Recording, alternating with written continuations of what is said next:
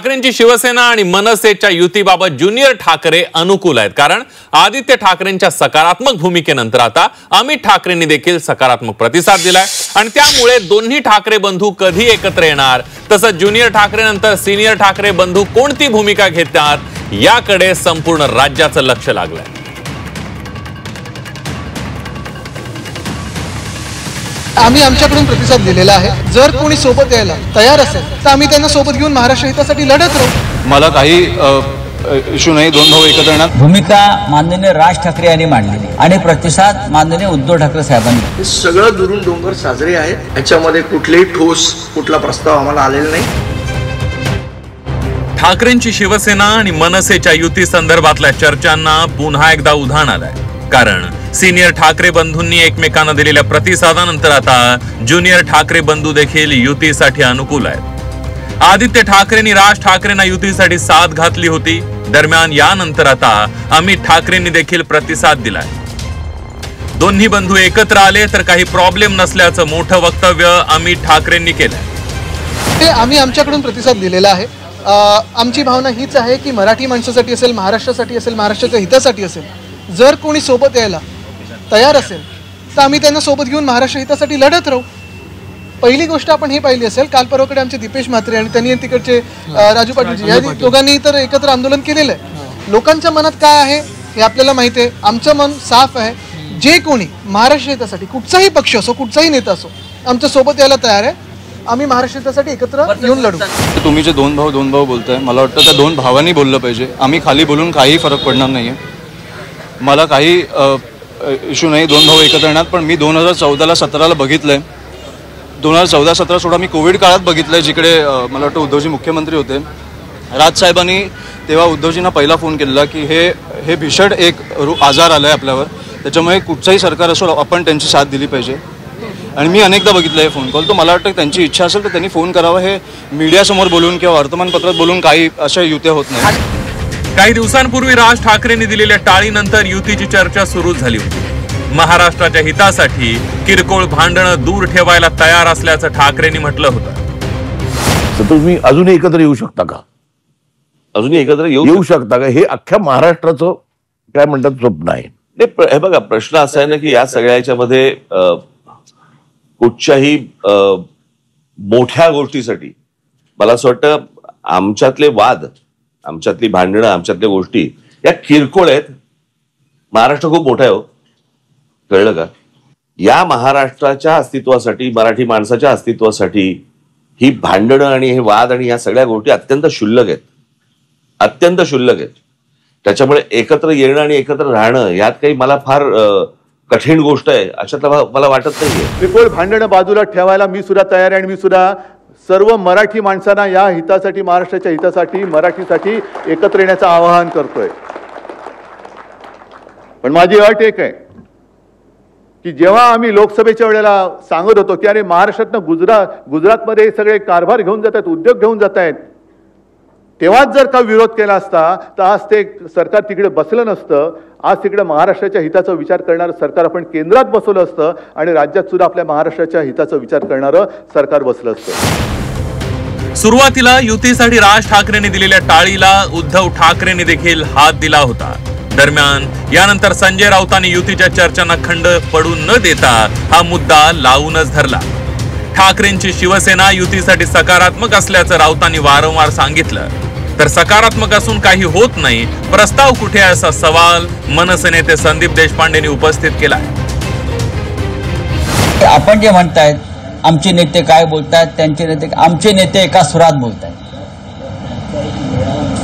आमचे पक्षप्रमुख किंवा माननीय आदित्य ठाकरे हे एका सुरात बोलतायत की आम्ही सकारात्मक आहोत। याच्यावरती कोणी आक्षेप घेण्याचं कारण नाही। आमच्या भावना निर्मळ, स्वच्छ आणि स्पष्ट आहेत की महाराष्ट्र हितासाठी आम्ही कोणताही त्याग करायला तयार आहोत। भूमिका माननीय राज ठाकरे यांनी मांडलेली आहे आणि प्रतिसाद माननीय उद्धव ठाकरे साहेबांनी दिला, एवढंच मला माहिती आहे। त्याच्यामुळे तुम्हाला भविष्यात जे काही समजून घ्यायचं आहे ते या दोन नेत्यांकडूनच रितसर कळवण्यात येते की असा निरोप येईल। पण रोज रोज नुसतं आम्ही सकारात्मक आहोत, सकारात्मक आहोत असं बोलून कसं काय होऊ शकते युती, हे मला असं वाटतं जे बोलणारे आहेत त्यांनाच माहीत असेल। नजरबाजने नजर को देखकर, नजर से क्या इशारा, नजर नजर का खेल है यारो, नजर नजर ही ने समजा. हे सगळं दुरून डोंगर साजरे आहेत. याच्यामध्ये कुठलेही ठोस कुठला प्रस्ताव आम्हाला आलेला नाही. ज्या दिवशी येईल त्या दिवशी निश्चितपणे सन्माननीय राजसाहेब ठाकरे योग्य तो निर्णय त्याच्यावर घेतील. राज आणि उद्धव ठाकरेंच्या युतीबाबत दोन्ही पक्षाचे कार्यकर्ते हे सकारात्मक आहे. मात्र दुसरीकडे मंत्री नितेश राणेंनी ठाकरेंच्या शिवसेनेवर हल्लाबोल केलाय. आधी राज ठाकरेंचा अपमान करायचा आणि नंतर पोटा पाण्याचा प्रश्न आल्यानंतर त्यांना गोंजारायचा अशी सडकून टीका नितेश राणेंनी केली आहे. मग काल आदित्य साहेब पण बोलले ना, त्याच्यामुळे आता आदित्य साहेब बोलल्यानंतर किंवा स्वतः राजसाहेब उद्धव साहेब बोलल्यानंतर मला असं वाटतं बोलले असतील संदीप देशपांडे पण, तर ह्या सगळ्या गोष्टी सकारात्मक चर्चा व्हावी असं सगळ्या शिवसैनिकाची, मला वाटतं मनसैनिकाची सुद्धा इच्छा असेल. हे सगळे जे काही अपमान तेव्हा करायचा आणि आता रोजीरोटीचा प्रश्न आला असल्यामुळे, पोटा पाण्याचा प्रश्न आल्यामुळे आता राजसाहेबांना गोंजारत बसायचं. आज कार्यक्रम सुरू आहे म्हणून राजसाहेब सुज्ञ आहेत. भांडणं मिटत असतील तर आम्ही सगळे आनंदी आहोत. कोणाचं कुटुंब एकत्र येत असेल तर आम्ही अतिशय आनंदी आहोत. ठाकरे कुटुंब एकत्र येत असेल तर चांगली गोष्ट आहे. पण शेवटी राजसाहेबांना केलेला अपमान, त्याचा केलेला अपमान हे मला वाटतं की राजसाहेब आतापर्यंत विसरले नसतील. आगामी स्थानिक स्वराज्य संस्थांच्या निवडणुकीत राज ठाकरेंच्या मनसेची मुंबईत महत्वाची भूमिका असणार आहे. त्यामुळे महायुतीला देखील राज ठाकरे आपल्या सोबत हवेत. काही दिवसांपूर्वी शिंदेच्या शिवसेनेचे नेते उदय सामंत यांनी राज ठाकरेंची भेट घेतली होती. दरम्यान या भेटीत युती संदर्भात चर्चा झाल्याची माहिती आहे.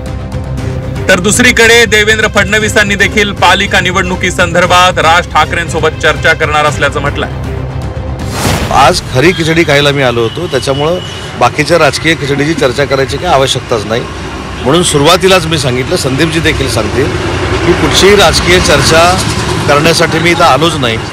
उलट साहेबांना देखील, राजसाहेबांना देखील वेळ होता थोडा, त्या परिसरातनं मी चाललो होतो, त्यांना भेटण्यासाठी आलो, त्यांची भेट घेतली आणि आता निघालो. राज ठाकरेंची आम्ही नेहमीच चर्चा करतो. लोकसभेपूर्वी केली, विधानसभेच्या वेळी केली, कॉर्पोरेशनपूर्वी करू. आता त्या चर्चेतनं नेमकं निघेल काय हे आज सांगता येत नाही. कारण आपल्याला माहिती आहे की राज ठाकरे हे देखील एक मुक्त विद्यापीठ आहे. त्याच्यामुळे त्यांचे स्वतःचे काही स्टॅट्यूट आहेत. त्याच्यामुळे त्यातनं कोणाला डिग्री मिळेल आणि कोणाला मिळणार नाही हे सांगता येत नाही. तुम्ही मुक्त विद्यापीठ थोडं अजून इलॅबोरेट कराल का आमच्यासाठी की मुक्त विद्यापीठ नक्की कुठल्या अँगलला तुम्ही म्हटलं की जनरली असं होतं की जे नापास होतात ते मुक्त विद्यापीठात जातात असं म्हणतात की तुम्हाला बाह्य डिग्री मिळेल. मी असं बिलकुल म्हटलेलं नाही. मी एवढंच म्हटलेलं आहे की मुक्त विद्यापीठ आहे, ते त्यांचे स्टॅट्यूट तयार करतात. त्यामुळे ते त्यांना ज्यावेळेस ज्यांच्यासोबत जायचं असतं त्यांच्यासोबत ते असतात. लोकसभेमध्ये ते आमच्यासोबत होते, विधानसभेत ते आमच्या सोबत होते किंवा नव्हते हे फक्त त्यांना माहिती आणि आम्हाला माहिती आहे, इतर कोणालाच माहिती नाही आहे. आणि कॉर्पोरेशनचं काय होईल ते नेमकं तेच ठरवतं. राज ठाकरेंनी शिवसेना सोडल्यानंतर मनसेची स्थापना केली. सुरुवातीला महाराष्ट्रात राज ठाकरेंच्या मनसेला चांगलं यश मिळालं. मात्र कालांतराने राज ठाकरेंच्या मनसेला उतरती कळा लागली. तिकडे शिवसेना भाजपसोबत सत्ता भोगतच राहिली. मात्र 2019च्या विधानसभा निवडणुकीनंतर आणि एकनाथ शिंदेनी शिवसेनेत केलेल्या बंडानंतर ठाकरेंच्या शिवसेनेला देखील मोठ्या अडचणींचा सामना करावा लागतोय.